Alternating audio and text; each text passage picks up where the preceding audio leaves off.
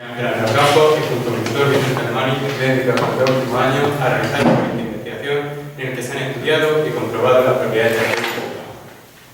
A lo largo de esta exposición se tratarán diversos puntos, como cuáles fueron las motivaciones que nos llevaron a realizar este proyecto, los objetivos que persigue el mismo, los antecedentes en los que nos inspiramos a la hora de redactar el marco teórico.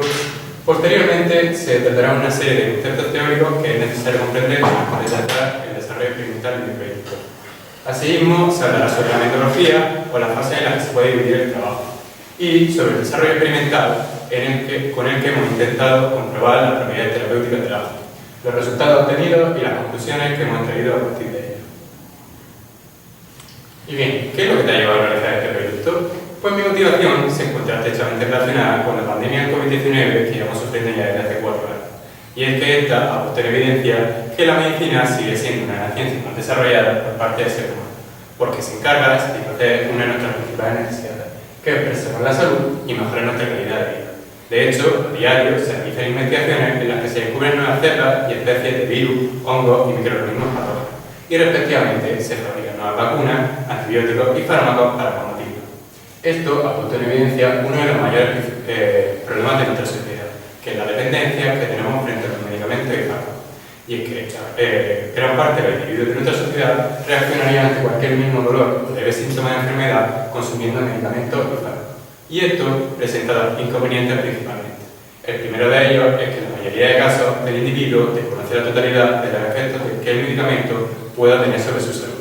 Y por otra parte, ante el consumo abusivo de un tipo de fármaco, nuestro organismo reacciona estableciendo una relación de dependencia o de tolerancia frente a este tipo de medicamentos.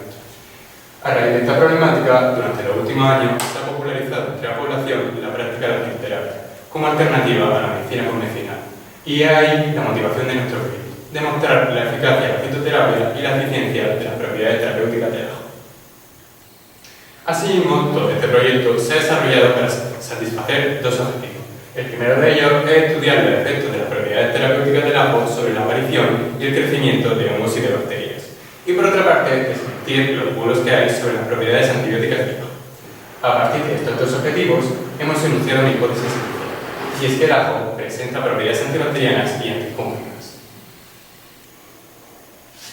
A su vez, me gustaría destacar los principales trabajos que hemos utilizado a la hora de adquirir información sobre qué es la fitoterapia, la evolución histórica de esta ciencia, qué es el ajo, dónde podemos clasificar este vegetal o las propiedades que posee el ajo. Entre todos ellos, cabe destacar el realizado por López en el 2011, titulado Observación de la actividad antimicrobiana del ajo en un laboratorio de educación secundaria, pues es el único que presenta una demostración experimental. Dicha demostración ha sido aprovechada por nosotros para diseñar y elaborar un experimento con el que hemos intentado comprobar las propiedades terapéuticas del ajo. Pero, ¿y qué es esto de la fitoterapia?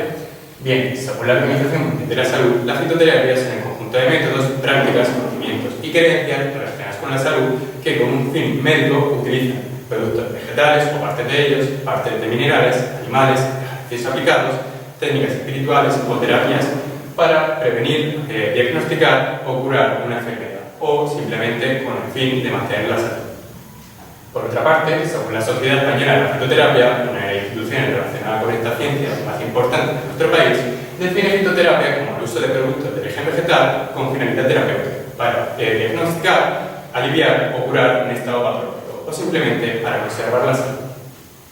Pero sin más preámbulos, paso a hablar sobre el verdadero protagonista de nuestro trabajo, el ajo. Brevemente, podemos clasificar el ajo como un vegetal monocotiledóneo y un bulbo, perteneciente a la familia de los Salaceae y al género Allium, al igual que otros vegetales muy conocidos y similares, como por ejemplo la cebolla. En cuanto a su origen histórico, existe una gran controversia alrededor de este tema, puesto que hay fuentes que aseguran que proviene de la China, otros de India y otros de la zona mediterránea. Sin embargo, lo que sí se ha demostrado es que el ajo ha sido utilizado por las grandes civilizaciones a lo largo de la historia como un antibiótico. Por ejemplo, el importante médico Hipócrates, encargado de redactar los primeros herbarios de la historia, lo incluye en sus definiciones. Y también se ha comprobado que en la antigua China era utilizado como antibiótico contra enfermedades de clase respiratoria o digestiva. En cuanto a su morfología, como se ha mencionado previamente, se trata de un bulbo, lo cual implica que su tallo es corto y subterráneo. Sus raíces destacan por ser cortas y muy ramificadas. Y en cuanto a sus hojas, destacar que son carnosas y están formadas por una vaina larga y fina. Pero la principal característica morfológica del ajo es que está formado por un bulbo principal terminado en la cabeza del ajo, rodeado por una envoltura fina y blanquecina. A su vez, este bulbo se divide en una serie de bulbos más pequeños y simples llamados los dientes del ajo. Pero, ¿y este vegetal tan simple de verdad tiene propiedades terapéuticas? ¿Y a qué se deben estas propiedades? La respuesta es que sí. De hecho, las investigaciones concuerdan en que el ajo presenta un amplio abanico de propiedades antibióticas, puede actuar como expectorante, antioxidante o anticoagulante. Incluso presenta propiedades inmunomoduladoras y efectos anticancerígenos. Además, regula los niveles de glucosa mediante la producción de insulina y es capaz de reducir la tensión arterial y los niveles de colesterol en sangre. A pesar de estas propiedades, desde el punto de vista farmacológico, sobresalen dos en específico, y esas son sus propiedades antifúngicas y antibacterianas. Es decir, la capacidad que tiene el ajo para impedir la aparición o eliminar directamente los hongos y las bacterias. Además, las últimas investigaciones concuerdan en que estas propiedades ya mencionadas tienen un origen común en la composición química del ajo. Dentro de los componentes del ajo podemos diferenciar dos grandes grupos. Por una parte, están los compuestos azufrados, entre los que sobresalen la lignina y la glicina, los principales responsables de las propiedades antifúngicas y antibacterianas de este vegetal. La lignina es una sustancia que reacciona con una enzima llamada alinasa para transformarse en la glicina. La glicina no solo se asocia a las propiedades terapéuticas del ajo, sino que también es la precursora de los compuestos azufrados, como por ejemplo el dimercaptano o el joeo.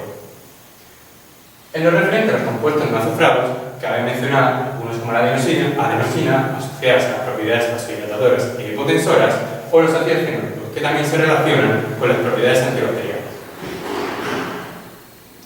Metodológicamente podemos clasificar la investigación como investigación de campo, básica, experimental, con un enfoque exploratorio y cuantitativo. Pues se ha intentado verificar la hipótesis inicial de que el ajo es capaz de actuar como fungicida y bactericida mediante el desarrollo de un experimento en el que se han analizado los efectos de las propiedades del ajo sobre la aparición y el desarrollo de colonias de bacterias y de hongos expuestos a diferentes condiciones ambientales. Asimismo, el trabajo puede diferenciarse en varias fases. La primera fase, básicamente, fue una fase de documentación en la que a través de herramientas como Google Académico o diversos trabajos y estudios realizados sobre el tema previamente, se adquirió información sobre qué es la fitoterapia, la evolución de esta ciencia, qué es el ajo, cómo podemos clasificar este vegetal o las propiedades que tiene. Y además, se fijaron los objetivos de este proyecto. Durante la segunda fase, se realizó una entrevista a una profesional del campo fitoterapéutico, con el objetivo de profundizar en el concepto de fitoterapia.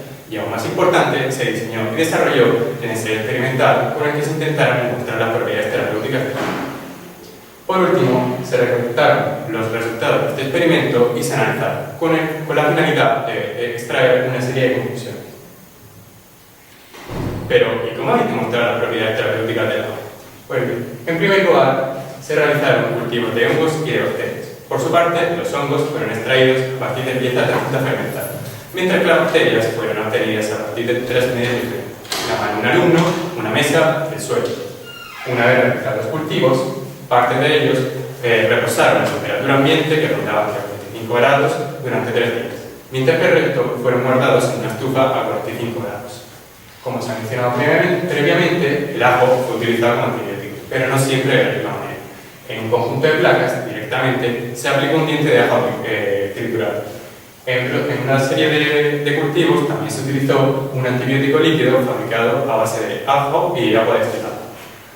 Mientras que en el resto directamente no se aplicó el ajo, con el objetivo de comparar el crecimiento de los microorganismos en este tipo de cultivo respecto al crecimiento de los hongos y la bacteria en aquellos cultivos en los que sí que se aplicó el ajo. Por último, cabe mencionar que Excel fue la principal herramienta en cuanto al procesamiento de datos. Pero, ¿has dicho que habéis fabricado un antibiótico a base de ajo? ¿Eso no debería ser difícil? La respuesta es que no. De hecho, fue un proceso bastante simple. En primer lugar, se trituraron 50 gramos de ajo y se mezclaron con 100 mililitros de agua destilada dentro de una bolsa.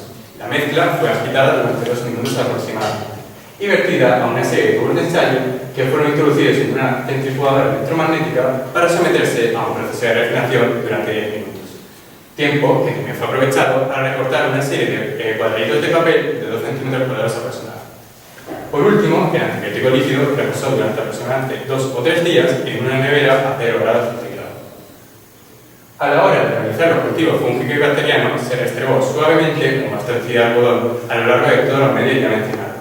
Y a continuación, cerca de la llama de un mechero de laboratorio, para evitar la contaminación ambiental, se restregó dicho bastoncillo a lo largo de toda la placa de Petri, trazando una línea en forma de Z. Seguidamente se repitió el mismo proceso, girando unos 90 grados la placa, para trazar una segunda línea en forma de zigzag perpendicular a la original. Después se aplicó el ajo. Como ya he mencionado, en algunas placas directamente se colocó un diente de ajo triturado en la zona central de la placa.